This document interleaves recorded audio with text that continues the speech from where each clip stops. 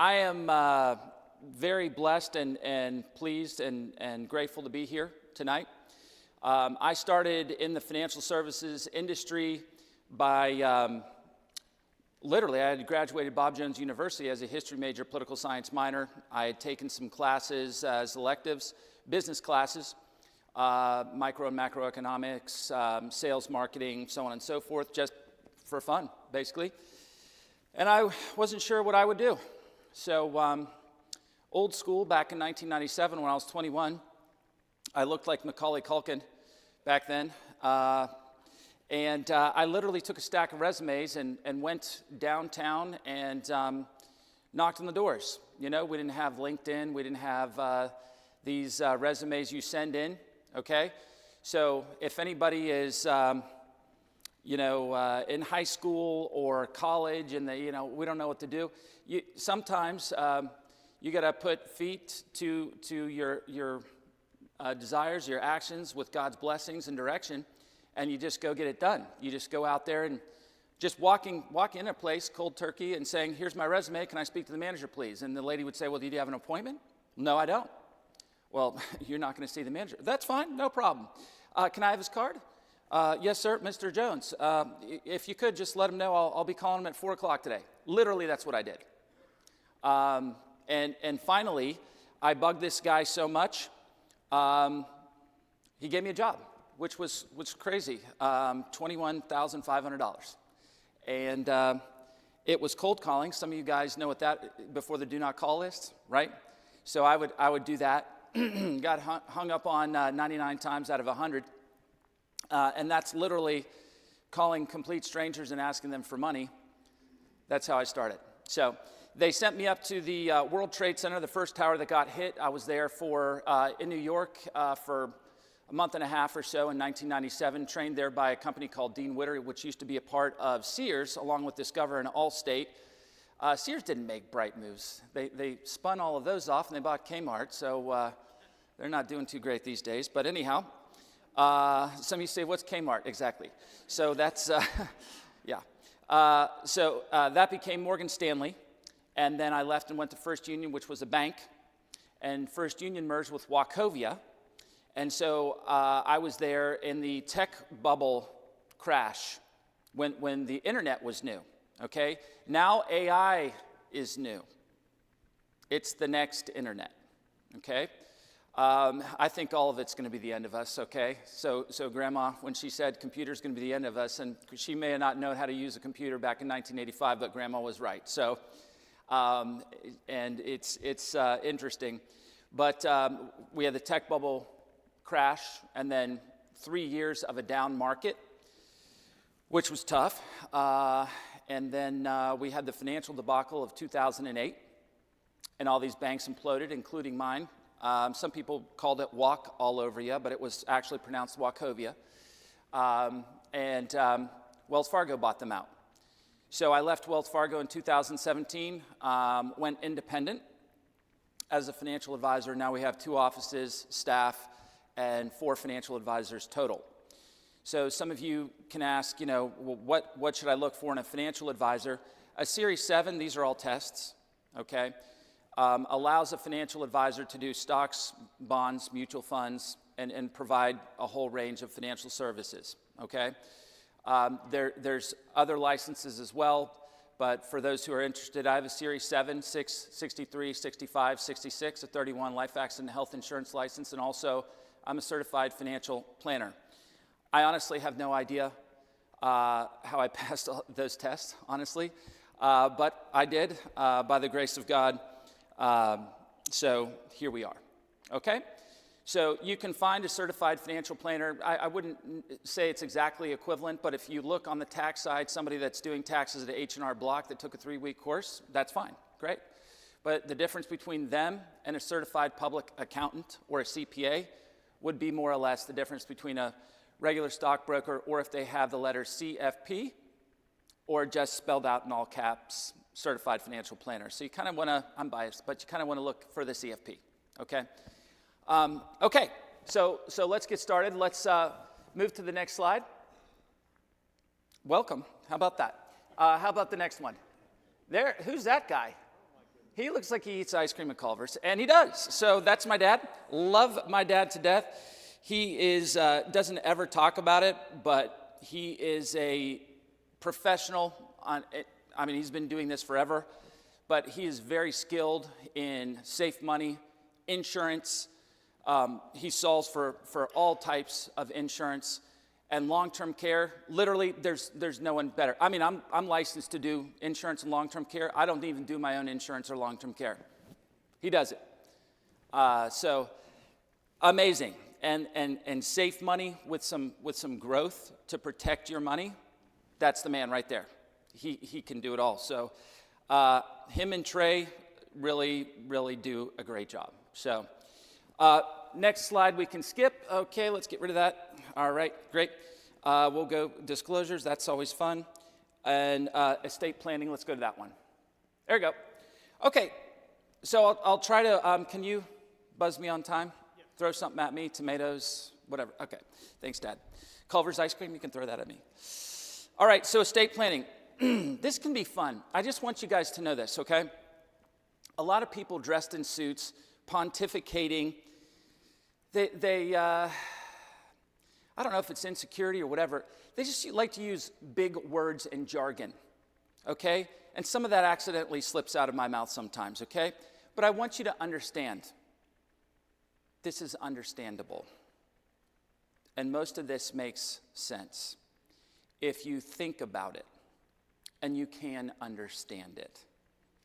And the people who don't want you to understand it are the people who are making money off of it because you don't understand it, okay? So we can talk about a lot of stuff, fun stuff, later. Tonight we're going to focus on estate planning, okay? This is the crux of pretty much everything, or the baseline of everything. Most financial advisors, they just want to invest your money because that's how they get paid. So they skip over what I feel is the important stuff, okay? Do you have a will? Do you have a power of attorney? Do you have a healthcare power of attorney? Do you have life insurance? You know, these things are kind of important, and we'll talk about that. So wealth distribution, trusts, and planning, okay? That's what we're going to talk about. What does an estate plan include? We're going to go over these, okay? And I always get caught talking on this slide, and I just need to move forward. But a will, a revocable trust. Irrevocable means you can't revoke it. It's really not difficult. Revocable means you can revoke it. I mean, it's not hard. I mean, so those are two types of trust that you can use. Durable general power of attorney, okay? Durable healthcare power of attorney. Advanced directive for healthcare and organ donation, okay? Which, I talked to somebody today, is not the same as durable healthcare power of attorney, so you need to probably have both. A memorandum of trust and a statement of disposition of tangible personal property. Why don't they just say where you want to put the stuff in your house that you want to give to your, like jewelry or guns? Bibles. But no, we got to say, well, this is a statement of disposition of tangible personal property. Now, where do you want your jewelry to go, ladies? That's all it is. Men, where do you want your watches to go? You got guns, where do you want it to go? You got a Bible, a favorite Bible, where do you want that to go? That's all that is. But they got to use these words. Okay, we'll play their game, right? Purpose of estate planning. Well, why would you do this? Why does this even make sense? You got to plan for incapacity. Okay? Avoidance of probate, planning for proper disposition of the estate tax planning, and creditor protection. What could happen if you don't have a proper estate plan? Okay? This is all, by the way, we're not going to talk about NVIDIA stock. I'd love to, okay? Guys, do you play video games? Not really. You're smart. Okay, awesome. But what goes into cars, houses, video games, I mean, electronics of any sort, all these semiconductor chips, okay? So these semiconductor chips, they're going nuts. I mean, Sun Microsystems, Taiwan Semiconductors, NVIDIA is one I'll bring up again. That's one of the biggest ones. Palantir is a tech company that was crucial in extracting Maduro. And we'll see if it's crucial and the next time we bomb Tehran, which we'll see what happens with that.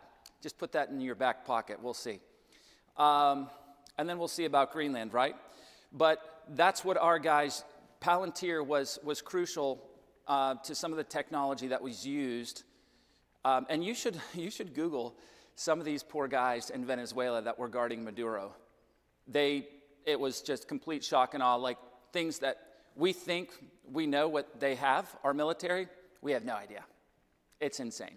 So a lot of this technology is backing it. But we're not going to talk about all that tonight. We're going to talk about how to protect what you've got and protect your family, protect your kids. I've got 3 daughters. I'm a girl dad, okay? And hey, what if you die? What's going to happen, okay? I've seen it all in 29 years, and we're going on 30 years doing this. I've seen horrific things. We'll talk about it, okay? So, probate court. If you don't have an estate plan, probate judge gets a big say, including the guardians of your children. Do you have a will? What if something happens to you and your wife at the same time? Who's going to take care of the kids? Yeah, you might think about that. Think real hard about it, okay? A dentist and his wife were just shot in their home, okay? And probably in front of the 2 kids. And they were there crying. I don't know how long it was, but it was a very long time. They were there with their parents. Okay? What's going to happen to those kids? Hope those people had a will. Okay? We don't want to think about these things. Okay? But you need to think about it at least one time, enough to get this stuff done. And then you can put it to the side and act like death isn't going to happen, right? Okay? The rapture's going to come for us. That's what I hope. Okay? But just in case, we'll see. The Thessalonians thought that too, didn't they? Right? So let's prepare. Okay? People you don't want or know may be put in charge. The government has an estate plan for you. They'll direct where your money goes. Assets can end up with people that you don't expect. Yeah, I've had clients that have had a divorce, right? And they don't check the beneficiary on their 401k, and they get remarried.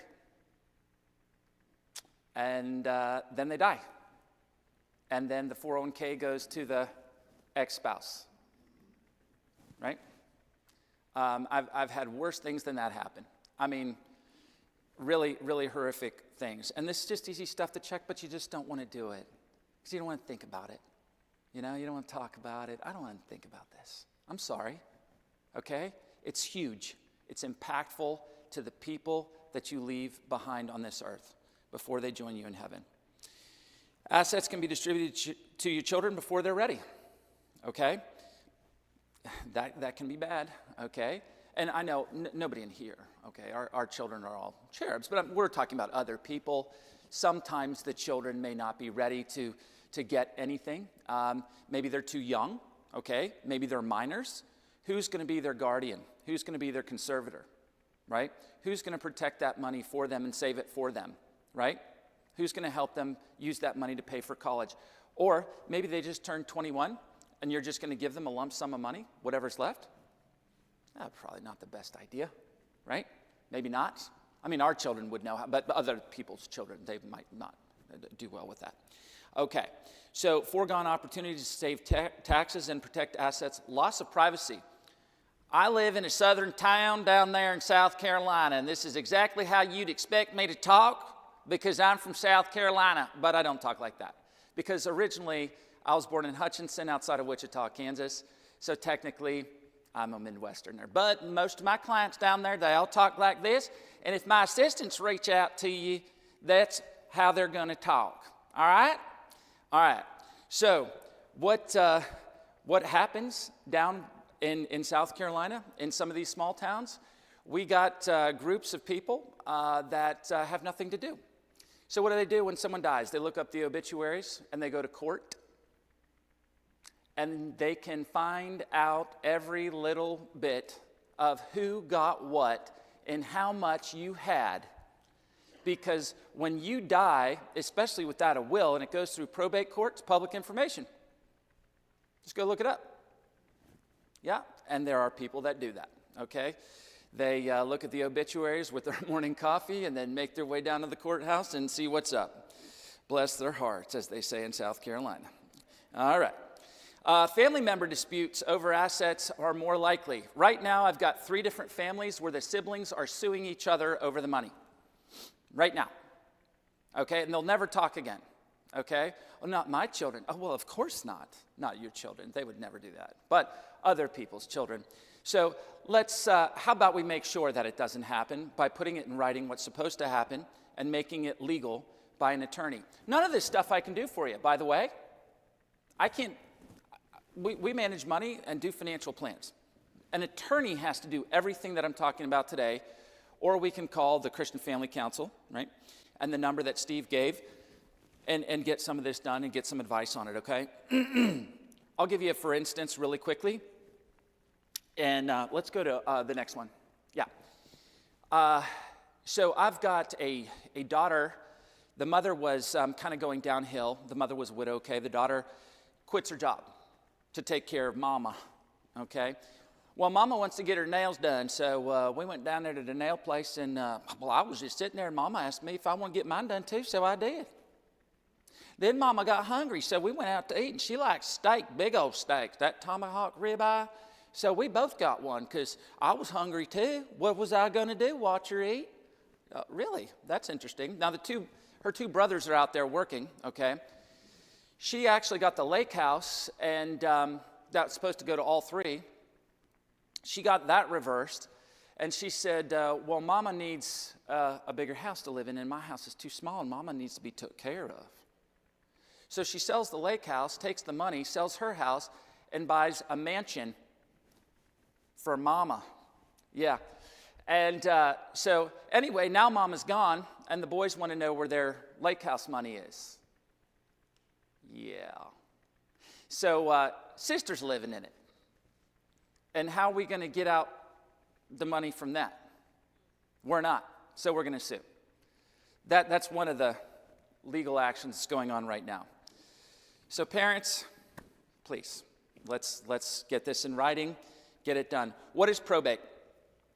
Probate is just what happens and how's your money distributed when you pass on, okay? The process is you submit a copy of the death certificate, have that will validated, select someone to conduct probate, post a bond, inform the beneficiaries and creditors, determine the assets and the property, pay all the fees and debts of the deceased, and distribute the remaining assets. When you die, this can take 9 months to 2 years, sometimes longer, depending how messy it is, and depending if you didn't have a will, it's going to be worse than that. Okay, so you've got to name someone as executor. That's what they used to call it. Now they call it the personal representative. Okay, find someone you don't like because it's horrible. Okay, I had to do it for Grandma in Salina, Kansas, and so I flew from South Carolina to Salina, Kansas, probably 5 or 6 times to go do this, and it is tedious and yeah, it's not fun. So probate is just the process by which the will gets and the assets get distributed. Okay, and you typically name somebody to be the personal representative. So you need to name that person in the will. So before you go talk to the attorney, what you don't ever want to do is go into the attorney and go, I don't know what I should do. What do you think? I don't know. What do you think? It's like me and my wife going out for dinner. It's like, where do you want to go? I don't know. What do you want to? I don't know, honey. We're going to Chick-fil-A, okay? That's where we're driving to. That's the default location. And you're going to have to come up with something else other than I don't like that place. You're going to have to give me something. Or I'm not, yeah, we're going to Chick-fil-A, okay? That's what's going to happen.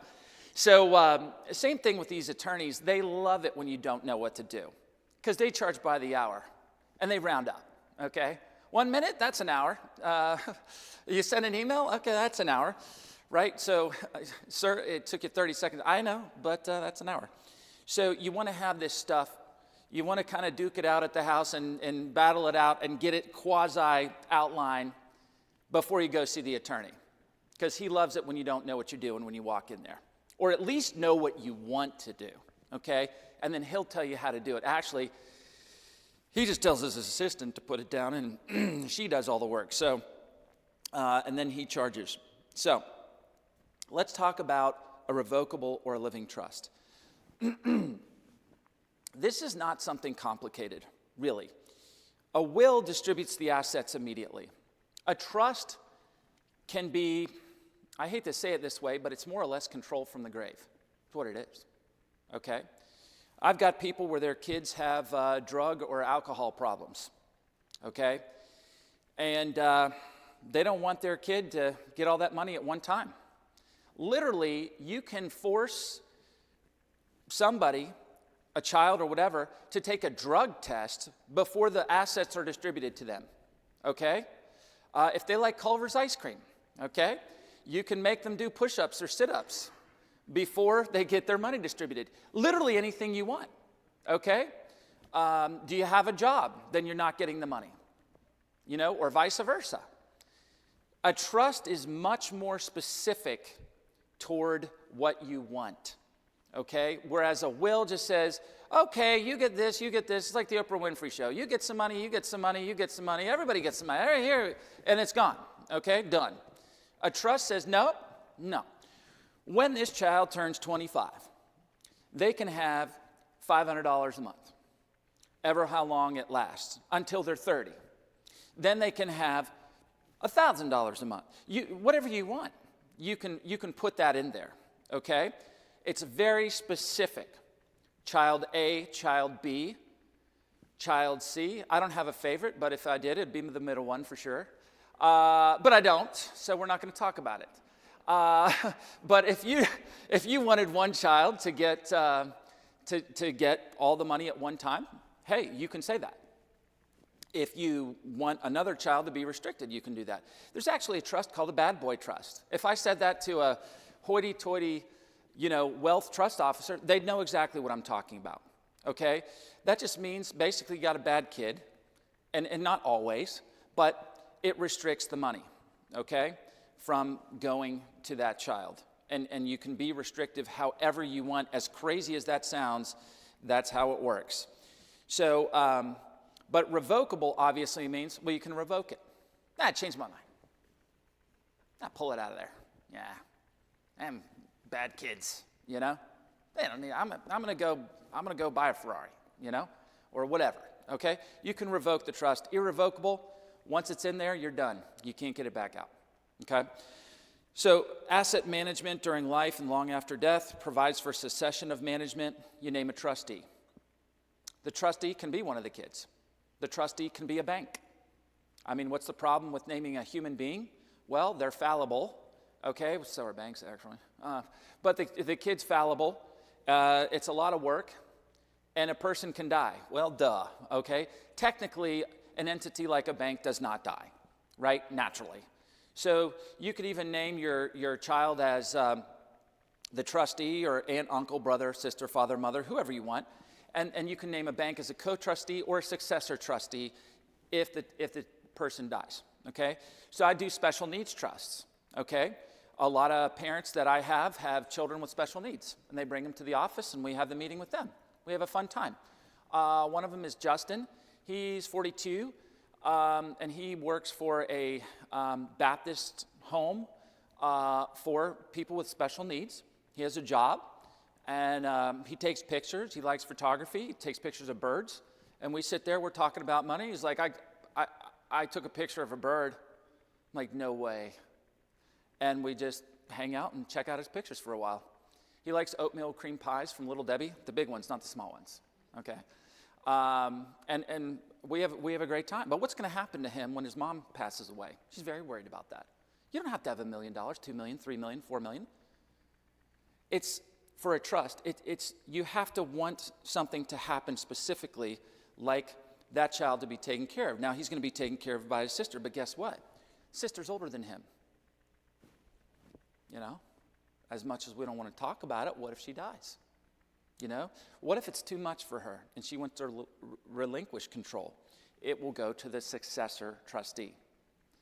And that person makes the decisions bound by law, bound by the rules of the trust. They cannot go outside of that for that person with special needs, okay? Or if you have, a problem child, etc.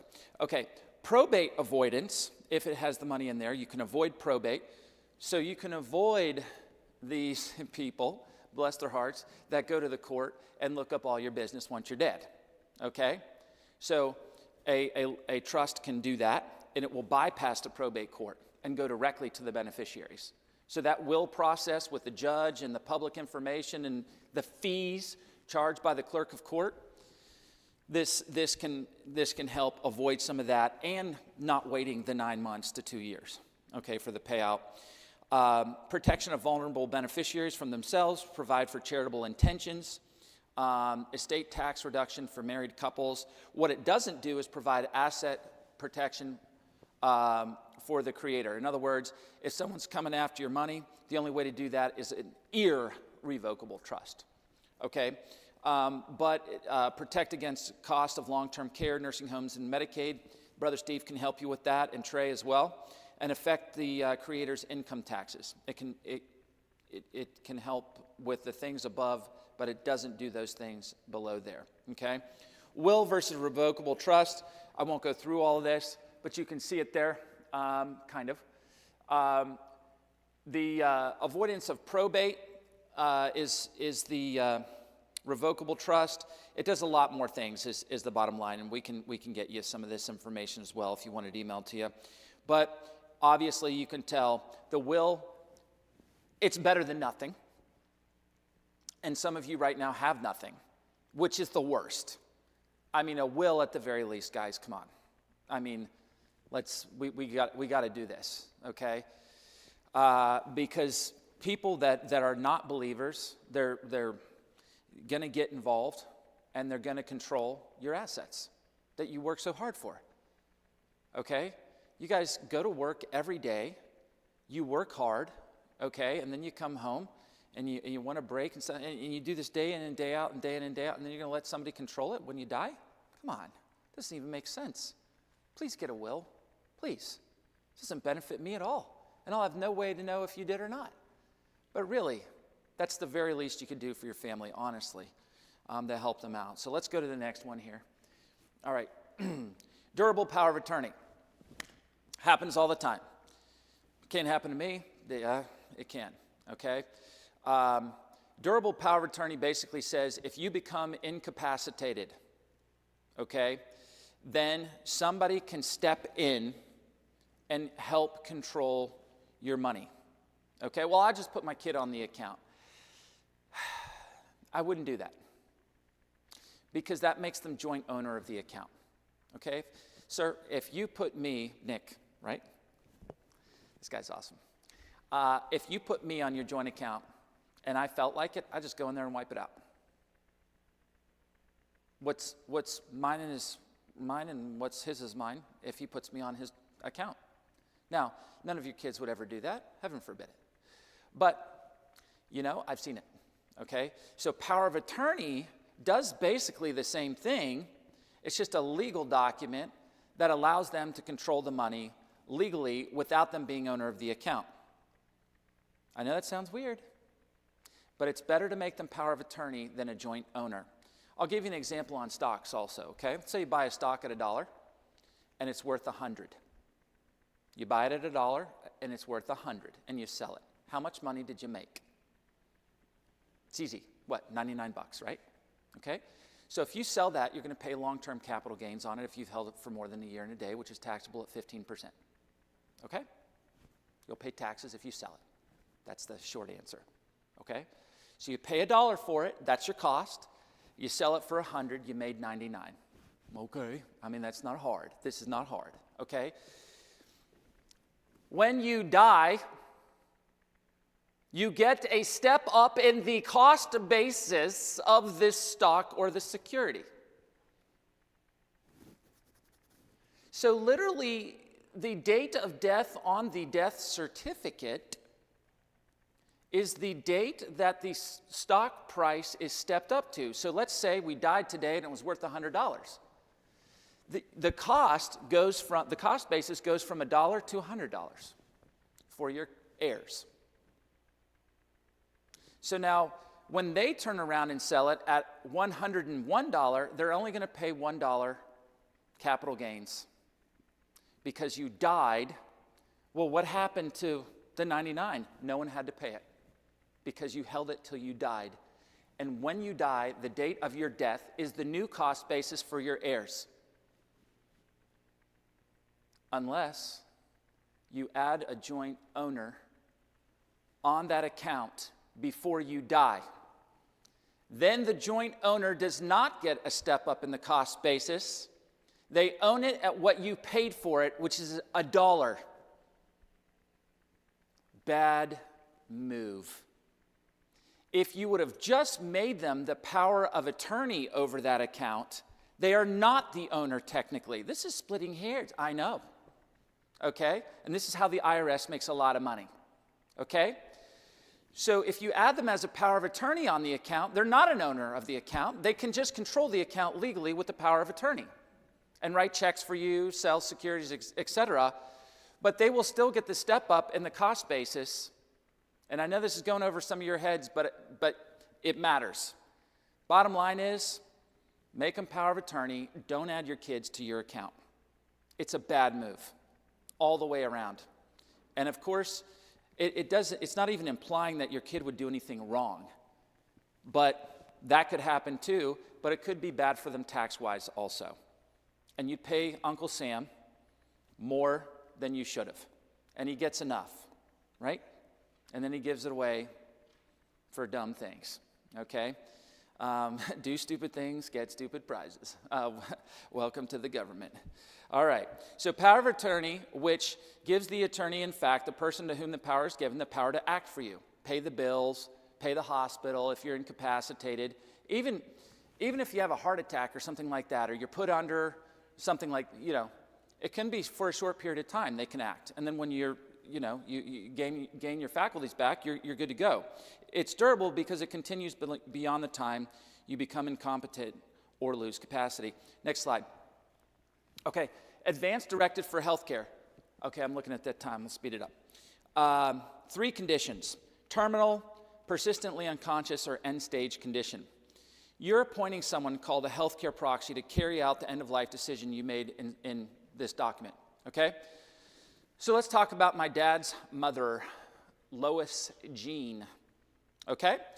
So I'm an investment guy, but, she changed my diaper. Yeah, I don't know, this guy. Let's leave it with my guy I've known for years, okay?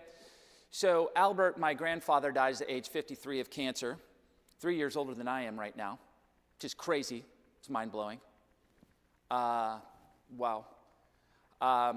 So she's a widow for a while, and then she remarries, okay?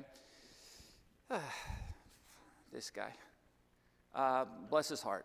So anyway, she gives me updates on her will and on her documents all the time, because she's a little too consumed with this stuff, okay? You think I'm bad, but Grandma, she updated it like twice a year.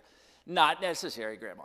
But anyway, she would give me a whole kit and caboodle twice a year, the update. For like 12 years, I get this update, okay?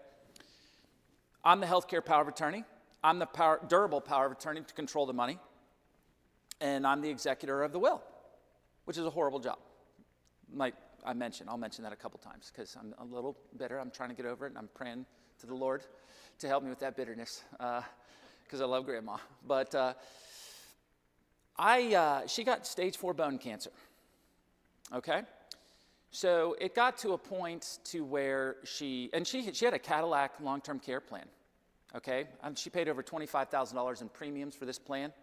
You're going to go to the nicest nursing home ever, okay? They're going to rub your feet. They're going to rub your back. There's masseuses there. I don't know what they got there, but it's great. So, Grandma starts to get to the point to where she couldn't walk. And Grandpa D walks down there and puts a DNR on her. Do not resuscitate. Now, was that Grandma's wishes? Not necessarily. And Grandma's still conscious, and, she just couldn't walk anymore because of the bone cancer. So you'll find out what do not resuscitate can mean in a second. So I said, it's time to get Grandma on down to the nursing home so they can take care of her properly. Poor thing, she's laying there. She can't use the toilet properly and bathe. It's, getting kind of rough in here. Let's get Grandma out of here. And he goes, no, we're not doing that. I said, well, we need to. I mean, she's got this. He says, we're not. All right, well, I hate to do this, but I'm the healthcare power of attorney, and she's going. He goes, no, you're not. I am. Now, unfortunately, in December,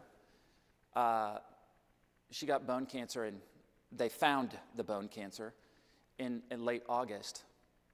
They had gone down, and he had persuaded her to take my name off as healthcare power of attorney and made himself healthcare power of attorney. Okay? So that means that he's in charge of that. And that's why he was able to put a do not resuscitate on her, which you're going to find out what that means in a second. So he said, she's going to stay here. And I went to talk to her about it, and she said, well, I don't think I want to do that. And I said, well, we need to get you down to where you can get taken care of, blah, blah, blah. You need to persuade Grandpa D. But then she aspirated. Not a huge deal. It's kind of scary at first, but she was quasi able to, be okay. Sounded okay, But the hospice worker came in and said, she's aspirated. And I said, okay, so she's fine. I mean, she can talk, she's fine. No, she aspirated. So she's got to do not resuscitate on her now. So all she's allowed to have to eat or drink is liquid morphine. So, and I love my cousins. One of them's got blue hair, and I think her name's tattooed on her up there, and she likes to smoke a lot. And I love my cousins, but probably not good to take smoke breaks while Grandma's in there passing away of cancer. So that cousin and another one were the ones that were giving Grandma liquid morphine for the last 8 days of her life. And Grandpa decided that it was in her best interest as the healthcare power of attorney that she can get a hospital bed and lay there in the living room and die while they feed her liquid morphine. With no water, that's do not resuscitate. With no water and no food. She was hallucinating. The worst things she was saying, she was upset. Her parents, who I knew, were out there on the porch. I wouldn't come in and see her. They've been dead for years, awful. So, do you think that a healthcare power of attorney is important? I think so, yeah. And that's how she died, by the way, liquid morphine. I can't believe she lasted that long. I mean, and it's awful. And if you've seen someone dying of cancer, that's awful enough, let alone just sit there and starve to death. So, healthcare power of attorney. Might want to look into it, okay? Not a big deal right now, is it? Well, we're healthy, right? But God can take it from us whenever he wants to, or he can allow it to be taken from us. Look at Job. He didn't do anything wrong, And there he was with everything. And then the next day, he's sitting there scraping boils off of his skin with a rock, and his wife and friends telling him to curse God and die. Okay? We just don't know, do we?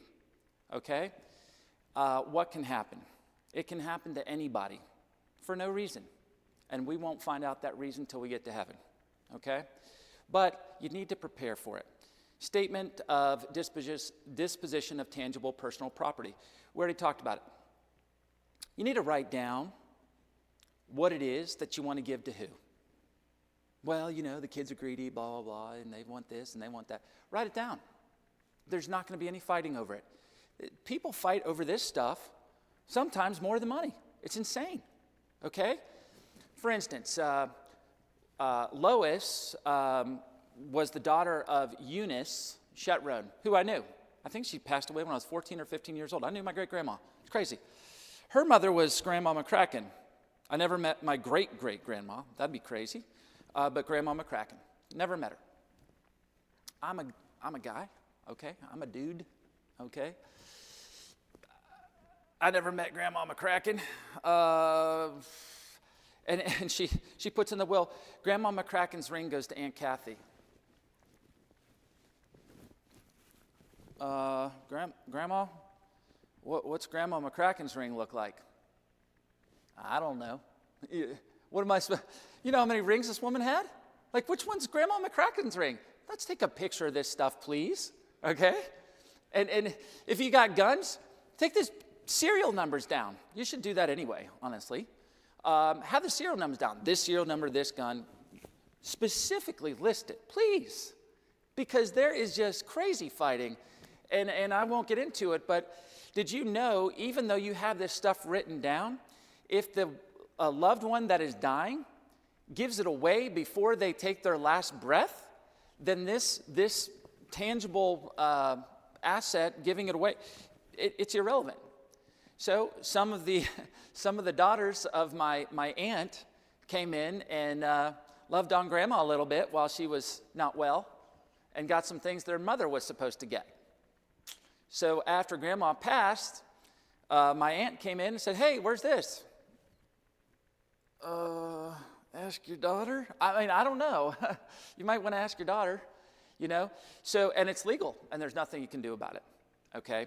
So, but write this stuff down, okay? Otherwise, I mean, even something that's special, my dad, I'll keep telling him about it because I'm that Bible that Grandpa Sanders gave you? Yeah, okay, thank you. All right, I am your firstborn son. Okay. So let's write the stuff down. See, right? Okay, beneficiary designations. Properly designating beneficiaries of life insurance, retirement plans, IRAs, 401ks, etc., annuities at death is an important part of the estate process. I won't read the entire thing, but I will tell you what happened. I had a lady, I was kind of scared of her, actually. She's a single lady her whole life, and she worked for Ma Bell back in the day. And for those of us who know, we know, that broke up into Bell South, New York, Atlantic. I mean, there was Lucent Technologies came out of that. So many companies, and ultimately, you know, today, there's some of the companies that you know, but she worked for the original Ma Bell, she called it, and she had a 401k there, and I constantly would say, "Hey, have you reviewed your beneficiaries on that 401k?" She said, "I'm not giving it to you." I said, "That's fine, please don't hurt me. Can we just review I know what it is." She was just not a happy lady, always, and most of the time. When she slept, she was happy, I guess. But other than that, she was really serious, and I said, let's just check. And it was always no. And she'd bring in her sister. "It's all going to Betty." And I'd say, okay. Can we just check it and just make sure? "No, I did it right the first time." I said, "I told you I'm not letting you look at it." I said, "That's fine. Can you just check it?" "It's fine." Okay. Well, this went on for about 10 years. Finally, she passed away. Guess what? 0 beneficiary on the 401k. It's all supposed to go to her sister, $2.5 million. Do you know what happens if there's no beneficiary and you're single, you don't have next of kin, etc.? It goes to the probate court. It goes to the will. Now, the 401k, had they had a beneficiary on there, it would have bypassed the probate court and become her sister's beneficiary IRA, which is not a taxable event. Yes, her sister would have had to draw required mandatory distribution payments off of it for a certain period of time, but it wouldn't have been immediately taxable. But instead, she refused to check it, okay? And so guess what happened? It went to the will. Guess who are the beneficiaries of the will? Rufus, James, and Linda, okay? That's all I have to say. Rufus doesn't have any money anymore. It's completely gone in short order. James has a little bit left, and Linda's got nothing, okay? Part of that problem was the $2.5 million became instantly taxable, all of it, at the highest tax bracket possible.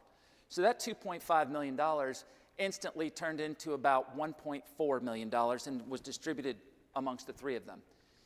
Had she just checked, because all of the mergers, remember all those bank mergers I said? How are they going to know who your beneficiary is if your company got bought out? You better look, okay? And like I mentioned before with the ex-wife, or, you know, you need to check it at least once a year. And if your financial advisor isn't calling you and asking you to come in for a review, you better call him and say, hey, buddy, I need to come in for a review. We need to review this thing. What am I paying you for, right? So beneficiary designation, please check it on your life insurance, et cetera. Retitling of assets, quit claim deeds, and assignments. Basically, this is just, for instance, if you're giving a property away, you would fill out a quit claim deed. You relinquish your right to the property, okay? So, and people can do this to get it out of their name. Be careful before you do that. Let's go to the next one. Be careful before you do that, because that can be a major taxable event to your beneficiaries, because sometimes the price of the house can step up as of your date of death. So if grandma bought that house in 1961 for $40,000 and now it's worth $300,000 and she just signs it over to you, well, she's just going to sign it over to me. They need a place to stay. Well, that's real nice, okay? But, you know, what happens when you sell it? You're going to pay a ton of capital gains, okay? So you need to consult a tax advisor before you do it. Typical entity used in estate planning, limited liability corporations, Hunter Biden knows all about that, LLCs, flow-throughs, fewer formalities and operational flexibility, operating agreement managers, members owned by revocable trust. These are just things that if you get really deep into a trust, things that you can use to help distribute the assets a little cleaner. Not everybody has to use this. This part's pretty technical.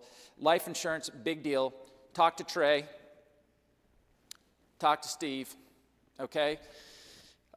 Personally, I rent life insurance, so that means I just have a term policy, okay? It's cheaper, and then hopefully by the time I retire, I'll be self-insured, okay? And the term life policy will be over. Sometimes whole life policies, or a universal life policy, or a variable universal life policy, fixed universal life policy, cash policy, sometimes these can be helpful. They can. But a lot of times, if you're a Dave Ramsey person, he likes term life, okay? But you may need a cash policy. Talk to Steve, talk to Trey about it, and they'll help you with that. They're pros. They know it like the back of their hand. So, but have life insurance is the point, okay? Liquidity, succession planning, creating estates, replacing income, consider an irrevocable trust. Sometimes what happens with these trusts is when you have a big taxable estate, you put it in a trust. And this sounds kind of crazy, but it happens all the time. This is this is an example of an irrevocable life insurance trust, ILIT, irrevocable life insurance trust. So you put these assets, which are highly taxable, inside of a life insurance trust, right? So let's say, I'm just going to make up, you put it in maybe $1 million, $500,000, I don't know what it is. Just say there's money in there, okay? So that money's taxable to your heirs, okay? So what you do is get a life insurance policy, and you use the money in that taxable estate to fund the life insurance policy. Well, when your beneficiaries get a life insurance policy, it's tax-free. So let's say, I'm just using an example. I know this is crazy and may not apply at all, but let's just say it's $5 million. So you put the $5 million in there, or $500,000. I don't care what the amount is; it's irrelevant. You put the $5 million in there that's highly taxable, and it goes into a trust. Then you buy a life insurance policy for $5 million, and those assets inside the trust fund the life insurance policy. Now, that will dwindle down the $5 million inside of the trust, okay? And then you die. Maybe there's $3,500,000 left in there. Well, those assets are distributed to church, or a 501 or a charity or whatever philanthropic intent you have. But it has funded a $5 million life insurance policy, which then is distributed tax-free to the beneficiaries. That's an example of a strategy that people use to help avoid taxes with life insurance all the time, okay? So you might want to think about that or consider that. One last thing, I had a buddy, I'm getting old, I guess. Had a buddy since I was 22 years old, and he's the janitor of our church. And great guy, we'd go camping. I'm not a camping guy, okay? It's okay. But I bought a 35.5-foot long, crazy trailer thing, so we can go out in the woods. I'm like, honey, we got a house back. We have a house with a bed in it. It's not in the woods. It's out. No, she wants to go. So the kids loved it. We can jump around and play in the lake and whatever while I'm messing with this thing. Mike always helped me do it, I had no clue. He helped me out. Yeah. The Blackwater, he helped me out with that. If y'all go camping, yeah, the Blackwater. God, I love the Blackwater. Yeah, it's like, I don't remember how to do that. He's like, you're going to help. I'm like, okay. So he'd always help me out with that Blackwater. Bless his heart. But and he was the cook, which that's kind of weird too, that he's messing with Blackwater and the food. But anyway, a great friend. So believe it or not, you don't push on your friends. Get a will.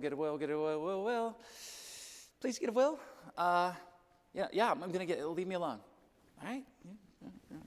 We're just dudes. Get a will? Yeah, shut up. Okay. Did you get a will yet? Be quiet.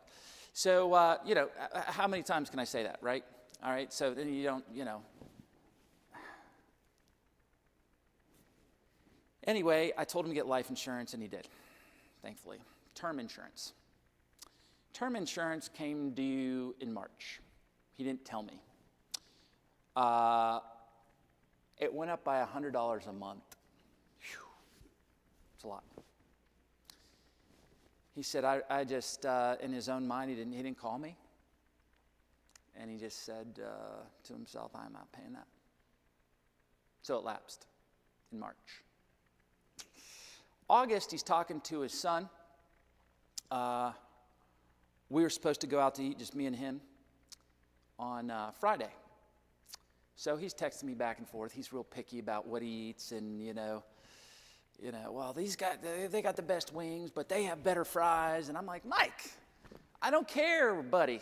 Let's just, whatever, Back and forth. I mean, for hours, he's going back and forth about the location. Are we going bowling? Are we going to, just me and him, we're going to go. So this was Thursday. About 10:15, I said to him, just figure it out. Figure it out. I ain't talking about where I'm going to eat tomorrow, okay? He's like, all right, I'll let you know. So I went to bed. About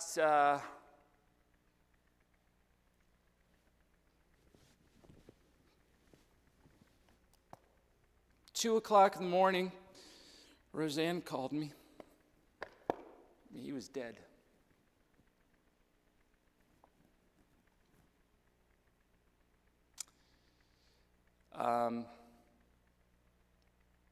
She was laying on his heart, on his chest, and they were talking to their son about him getting married. And Mike just went, and he was gone in God's hands. And Roseanne heard it. His heart burst, and he was dead instantly. No will. And he let his life insurance lapse in March, just a few months before.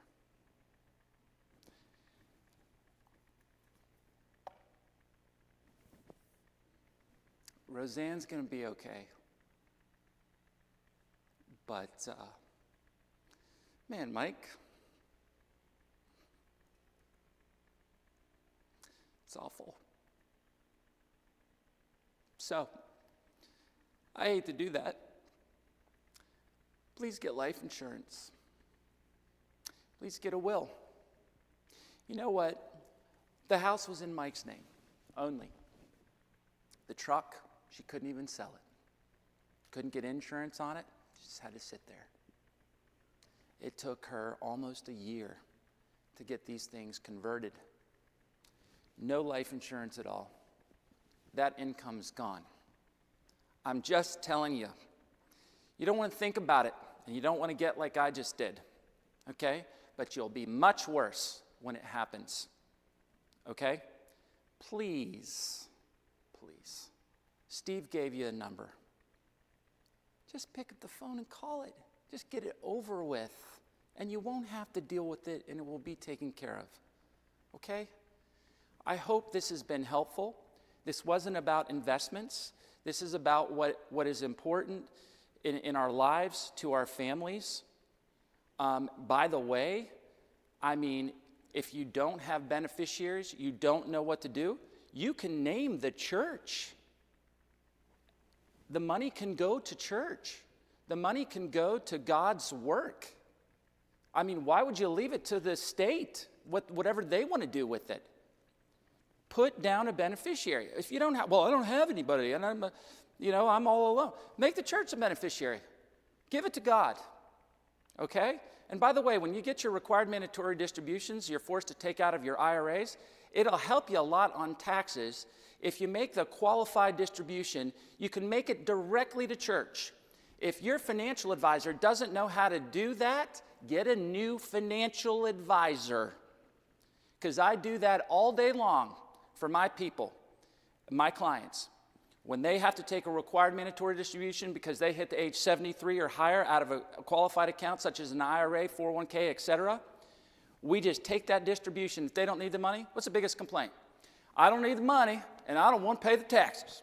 Well, by the grace of God, there's a way to do it, brother, and we can help.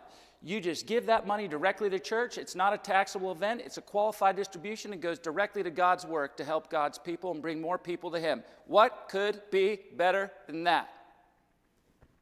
So, I hope you all think about these things. Thank you for having me. Brother Steve, come on up. That's my boy. Could I get handheld microphone one? Okay, so what we're going to do, have a time of question and answer. And while we're doing that, we could have a meeting with 3 of the deacons, right? And so I'm going to go back that away, and deacons that know about this meeting, could you come back there with me right now? And then Nathan will deal with question and answer. So if you would like to talk to Nathan today, tomorrow, or the rest of your life, all you have to do is call his number. He has a phone number, and Nathan, I'm going to give him your office line. Would that be okay? That's fine. So Nathan can help you. He can advise you. He could help you with any part of this, okay? So here's his number. You'll have to call and set an appointment because sometimes he's in Fargo, North Dakota. 2 weeks he's going to be in Maryland doing the same thing. His phone number is 864-227-1024. And you have to call him to set an appointment because he's very busy. His secretaries will put you on the calendar. It might be a few days or a week or two, but he will get back to you. He would like to help you. As God has richly blessed me in the fact that I've helped thousands of people with long-term care insurance, he's not going to tell you, but he is a great financial advisor. He is godly. He loves the Lord, and he will help you if do nothing more than just advise you, okay? So, Nathan, you come back up. Yeah. Yes. Could you tell the folks what's on the docket for tomorrow night? Oh, yes, tomorrow night. Now, tomorrow night, Nathan's not going to be teaching. I'm going to be preaching a message on how to get God to bless you. How can we get God to bless us financially? So I'm going to be talking about that tomorrow night. I'll be preaching. It'll be more like a message. This was more like teaching. Yesterday was a little bit more like teaching. And tomorrow night I'm going to be preaching a message from God's Word of how you can see God bless your home, your marriage, your finances, your grandkids, and the whole thing. So you come back tomorrow night, please. Thank you, Pastor. All right. We have a rare opportunity with somebody like this in town, in fact, all three men like this. And so if you have to leave, that's understandable, but I know some of you perhaps have questions relative to what was discussed tonight, or maybe even investment questions. And so if you would like to ask Brother Nathan a question, I'm going to borrow one of these college guys to run the microphone around, if you would. That's not pastor's work, all right? And if you'd come and run the microphone around. If somebody has a question, Brother Nathan, if you could field them up here, that'd be great.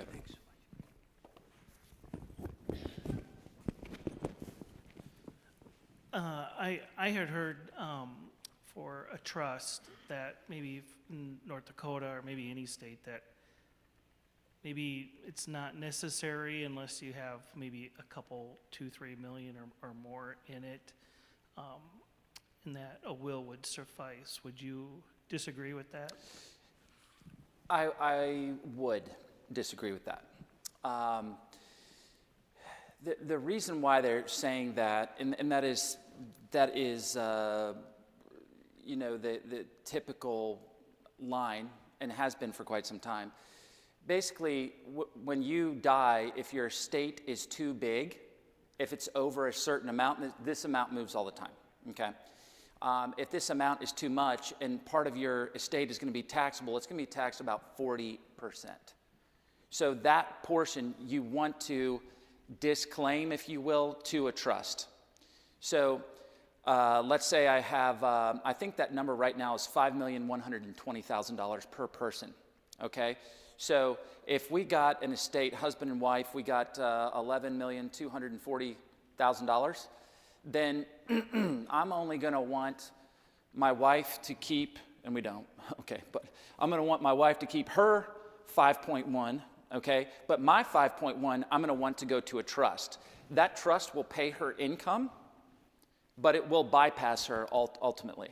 It will skip her, but it will pay her income, okay? Now she'll have $5 million. I hope she doesn't run out of money. But then when she dies, that trust will pay out to my beneficiaries, and her amount would be exempt also if it was over that amount. I get that. That is logically sound for tax purposes. However, tax purposes, as we discussed tonight, isn't always the reason. Sometimes you've got a child with special needs. Sometimes you've got, I had one situation, husband died, lady quasi-remarried. I didn't even want to get into that. What a mess. Anyway, they had a son. He was my age, okay? And this happened last year. And she had the money spread all over Atlanta. I mean, tens of millions of dollars. And I didn't think she thought anything of me. You know, I'm just, podunk from South Carolina. She's in big time Atlanta. So, but she had a son. He had some marriage problems, and then he remarried some lady that was interested in her mother-in-law's money. So there's a word for that. I can't remember. But anyway, she didn't want the son to get all the money. She wanted it to pay him an income and skip and go to the grandchildren. She died, and her husband, new husband, called me and said, "You're not going to believe this, but Jerry wants you to handle all the money." Wow. Shocking. I was shocked. So his name is Nick. He called me with his stepdad and talked, and he's coming out of rehab, and this was a big mess. Anyway, he said, "Let's have an appointment." I scheduled an appointment the next week. So he called right before the appointment and said, I don't feel good. I said, "Okay, that's fine. We'll do it next week." I said, "Okay." So I called him next week, no answer. Next week, no answer. Next week, no answer. Then his 21-year-old daughter called me and told me that her daddy committed suicide. Fortunately, the mother had put it in a trust, and there's a trustee at a bank that's managing it, but I'm managing the money. So the trustee will call me and say, "Hey, kiddos need college money." So I liquidate securities, shoot it up to the trust department, they write the check. Okay, I just manage the money, that's all I do. But that situation, it didn't have to be tens of millions. It wasn't for tax purposes. It's because her son was that way, and she knew it. So now his widow is suing the estate, trying to take his kids' money. And fortunately, Jerry was, man, she did a good job. She knew what was going to happen. And we all, look, we all have problems. We all do. And what I find, not here of course, but what I find is the people that seem like they don't have any problems and you think are the models, lots of times they got the worst problems, you know?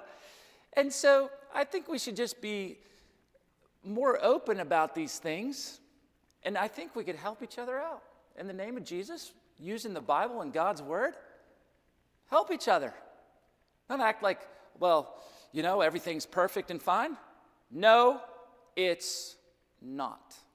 And that's okay, because we have Jesus. So when you have a situation, regardless of the amount of money it is, this woman with that I just mentioned, with the oatmeal cream pies, Justin loves them, man.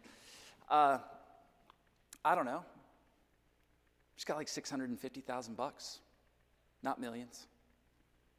And just an average, hardworking lady that's concerned about her son. That's it. And she wants him to have something.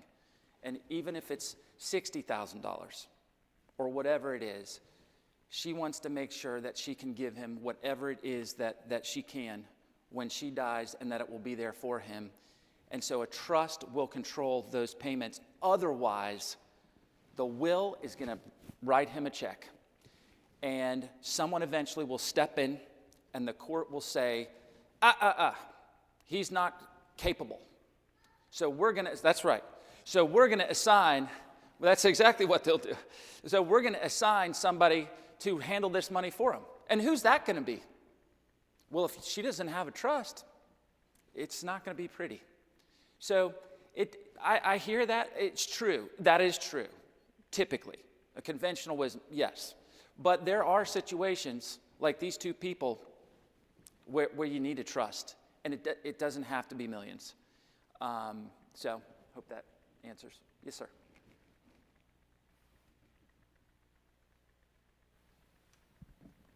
Can you have a trust and a irrevocable trust? Can you have both and allocate some to one and some to the other? You sure can.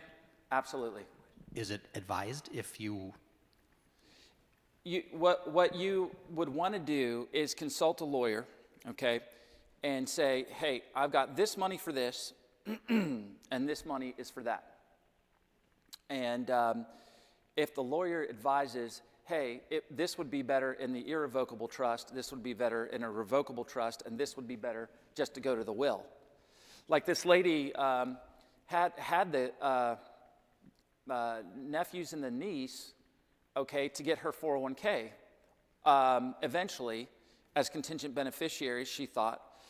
But she named the kids, or these kids, she named them in the will. What was supposed to go to the will was a couple $100,000, okay? But what was supposed to go to her sister, as allocated by the beneficiary form on the 401k, was $2.5 million. But unfortunately, she didn't fill that beneficiary form out, so it skipped Betty and went to her kids. And Betty needs the money. The kids didn't, but the kids wasted it, most of it, already. So, and it's pretty, and she's the sweetest lady. She's not upset about it. I feel so bad for her. She's the nicest lady, brings cookies by the office, doesn't even have enough money to buy chocolate chips, and she does it. And she basically lost $2.5 million to her kids, who didn't really help her too much with that. So, but yeah, it just depends on your situation. Like Mary Sue Wallace didn't have any beneficiaries, and so she'd intended to leave it to, but she could have used a trust. A trust would have saved save some of that. But she wouldn't do it. So not everybody's trying to sell you something. Most of the time they are, okay? Let's be honest, okay?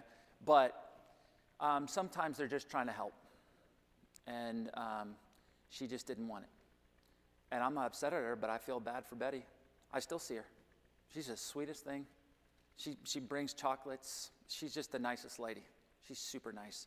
I feel so bad for her. She lives in a single-wide trailer in South Carolina on an acre of land. And she doesn't have anything, but she's the nicest person. So, and she deserved that money. And it's such a shame. So anyway, yeah, depends on the situation. Ma'am? You talked about the statement of disposition of tangible personal property. Right. So, like, are you talking a notebook, go to an attorney, get it notarized? What does that entail? Yeah, okay. I'm kind of nitpicky about this stuff. I think it's so important that you go to the attorney. Okay?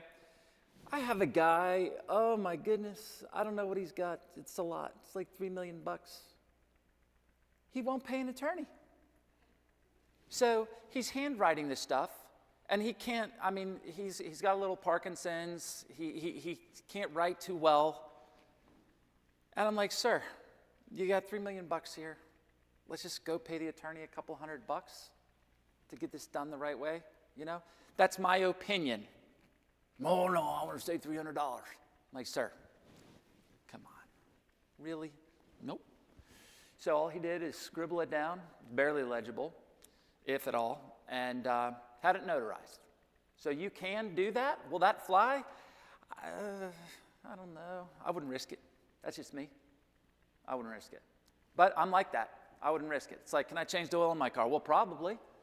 After about 2 weeks and breaking stuff and losing my sanctification, I think I just need to take it to the garage, is what I need to do, and be one with God instead of, having to ask for forgiveness.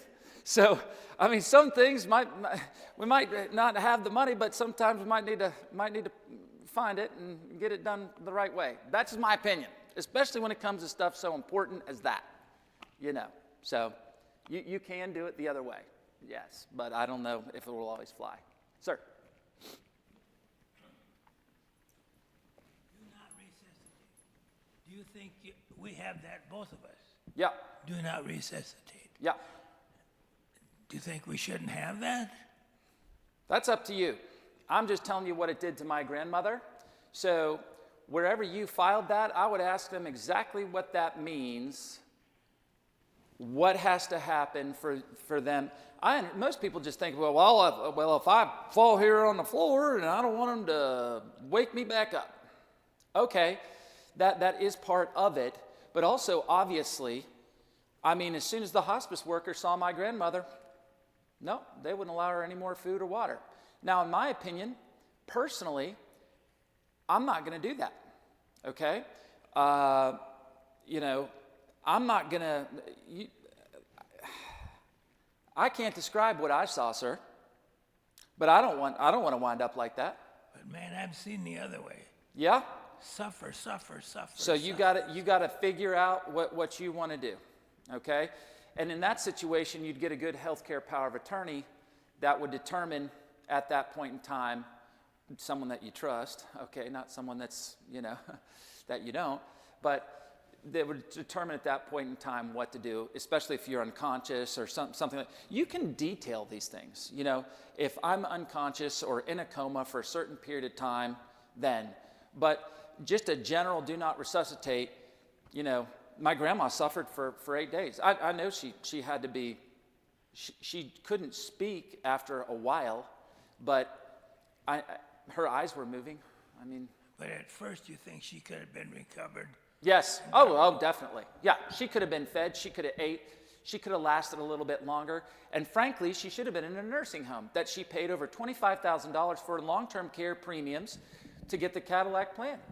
And because she assigned it to my step-granddad, yeah.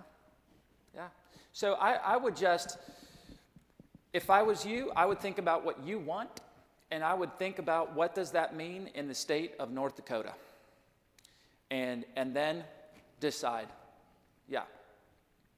So, Thank you very much. yes, sir.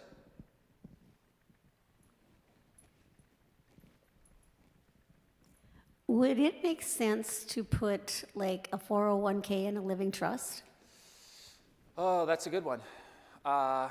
People are doing that more and more these days. I don't really recommend it because of what happened to my client's 401k, for instance. Typically, you can do a beneficiary 401k or a beneficiary IRA to the beneficiaries inside of a trust. The problem is the way that a trust is taxed, it's taxed at the highest tax bracket. Okay. So whereas you may have a child that doesn't make a lot of money, and so when they have to take their required distributions, when you have a qualified plan like an IRA or 401k, guys, okay, nowadays they slipped all this stuff in there with the COVID bills, COVID relief bills, okay? This is one of the things in the middle of the night they slipped in there. Forever it was 70 and a half. You have to take a required mandatory distribution after 70 and a half, okay? Right. Well, they moved it up to 73. And everybody that's retired said, yay, I don't want to take it anyway. Pay taxes on that, but I don't want to take it. Give it to church if you don't want to pay taxes on it, okay? Well, that's my solution. Anyway, well, yeah, I'm glad about that. But at the same time, whereas before, if I died, okay, and a non-spousal beneficiary, okay, if I'm married and I die, my wife can just take it over as it was hers, okay? But if my wife dies and I'm already dead and it goes to the kids, obviously that's a non-spousal beneficiary. They're required to take out a required mandatory distribution. So I'm 50 years old, okay? I've been working for a little while, so hopefully I'm doing all right, you know?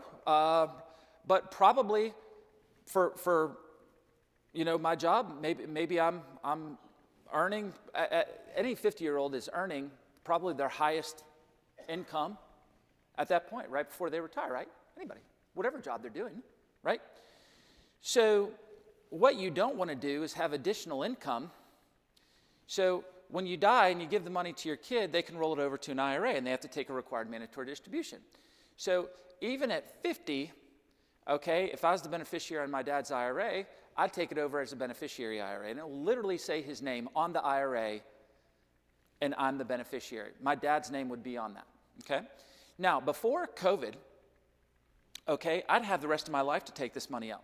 We call it a stretch IRA, and I could take that out for the rest of my life. Hopefully, I'd make enough money to where it would last so I could pass that on to my beneficiaries, okay?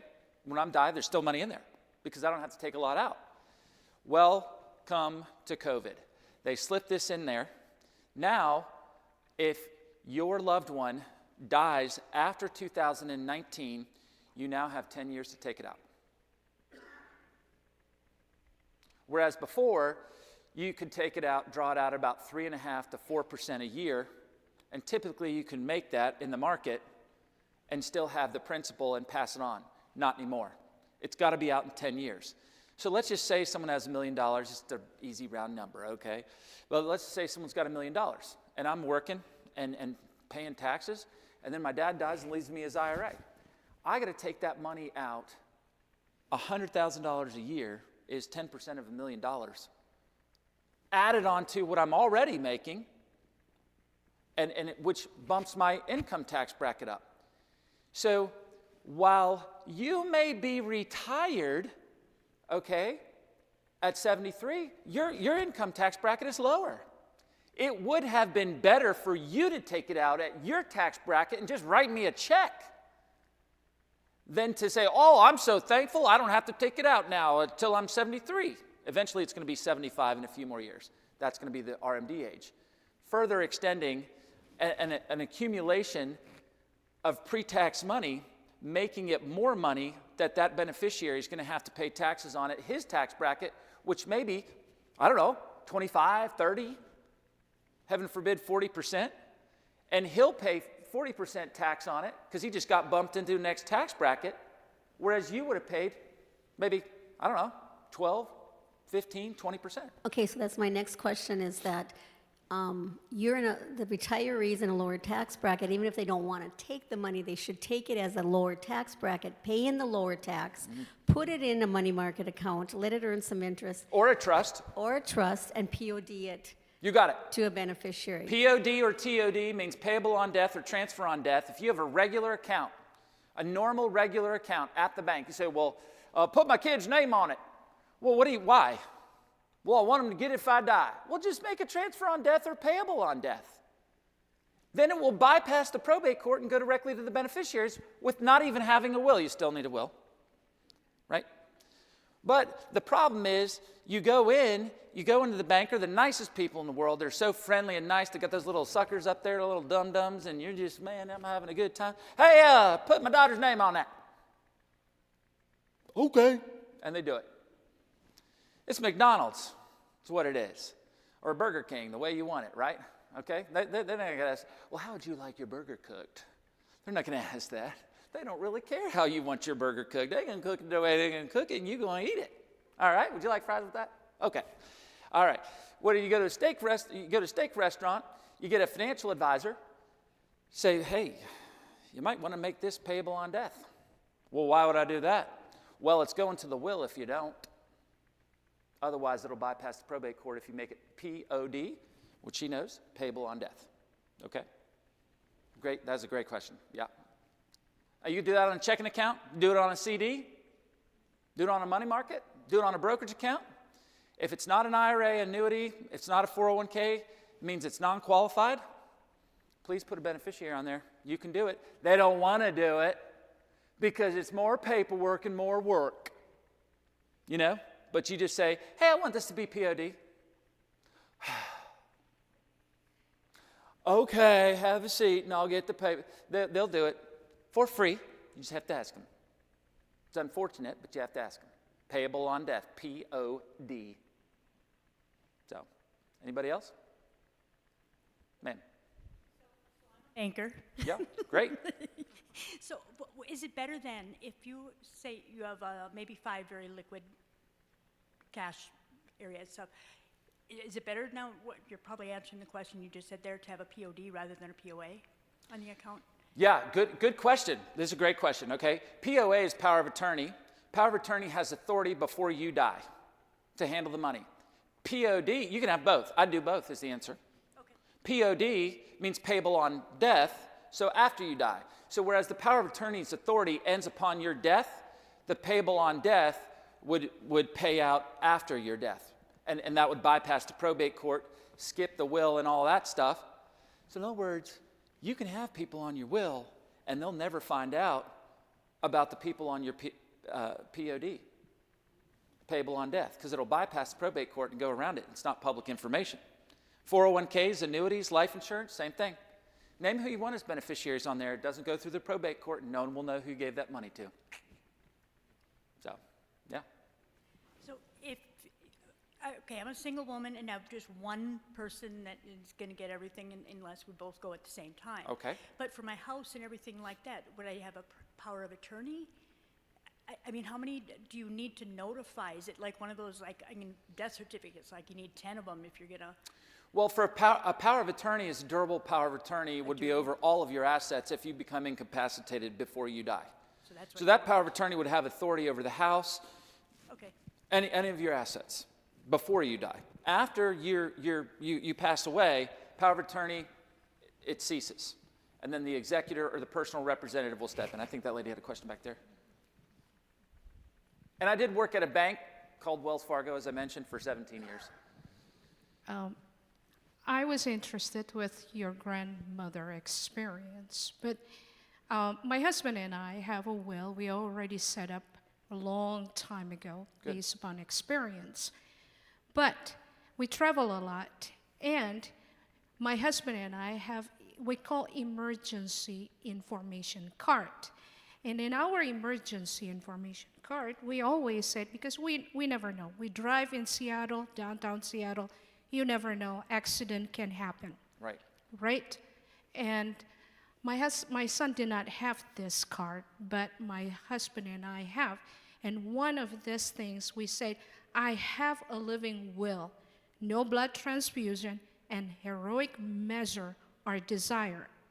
Now, this made, and we have somebody that we put in here. So if we are out of the state, we doctors can contact the person in here that can look at our will.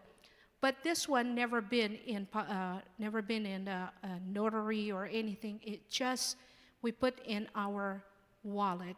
Do Yeah. you suggest for us to make it this legal? Because doctors will look at this, okay, this is just they made it. Because sometimes doctor will look at, oh, this is invalid. They Or can still yeah. make it a, Yeah. excuse. I would have it notarized or, get something drawn up by an attorney. I mean, that's nice to have, but when they're, they've used the jaws of life on your wrecked car, they're ripping your body out of there, they're just ripping your shirt off and doing chest compressions, they're not going to say, you know what, we should check the wallet, see if they have anything in there telling us it's not going to happen. So, I think it is important. That is good that you have that. And it could possibly, they could possibly. But, yeah, I would probably have it notarized. I don't know what the doctor in another state's going to do. If they were hopefully kind and courteous or whatever, and it wasn't that drastic, emergency, life-saving deal right there, maybe they would look into that. But yeah, I would probably have like a healthcare power of attorney drawn up by. I'm just one of those guys. I'm sorry. You can probably get away with it and just use that card and be fine. Okay, but I'm just one of those guys. You know what? Now let's just go ahead and make sure we're legit. I'm just one of those, and so that's my bias. That's my opinion. Okay, that's just me. But yeah, I would. I mean, yeah. Going back to that 401k and stuff and the Yes, sir. annuities and stuff, so you got them in a trust and you start drawing them, doesn't the IRS require that you got to pay the gains on those immediately? Yeah, when you pull money out of an annuity, that's last in, first out if it's non-qualified. So typically in a non-qualified annuity, meaning not an IRA, not a 401k, you put in after-tax dollars, and then the growth comes out first, last in, first out. LIFO, last in, first out, okay? And isn't there a difference as well as like on generational, like the first generation, the kids, they don't pay as much as like it hits the grandkids who would get it? Not necessarily, not these days. So the problem too is when you put it in a trust, it doesn't matter what the income taxes are of the person who's receiving the money, because the trust is going to have to, and get a CPA, certified public accountant. I'm not a tax advisor. I don't give tax advice. Please consult your tax advisor. Right. So that being said, the trust is going to pay the taxes on it.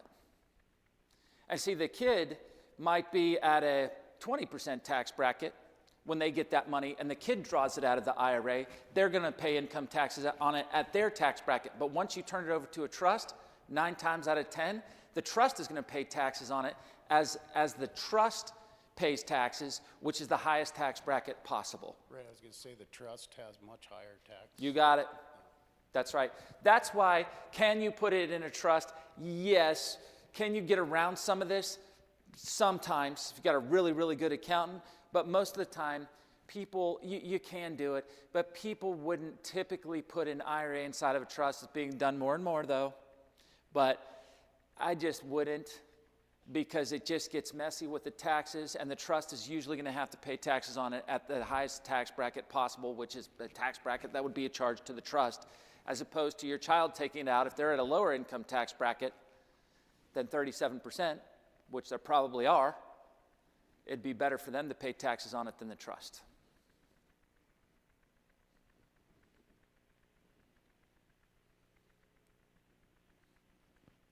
Anybody else?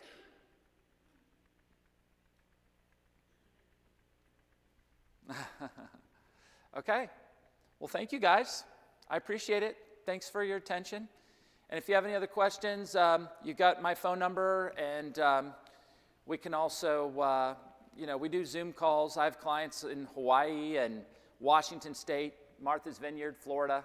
Texas, Oklahoma, all over the place. So, feel free to give me a call. And by the way, if you say, hey, I got my advisor over here, I just want a second opinion. What is this? I'll even tell you what the guy's making. How about that?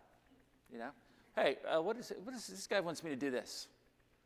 How much is he going to make if I let him do that? Is he going to get paid all up front? Is he going to get a big commission? I'll tell you. I don't have a problem with that.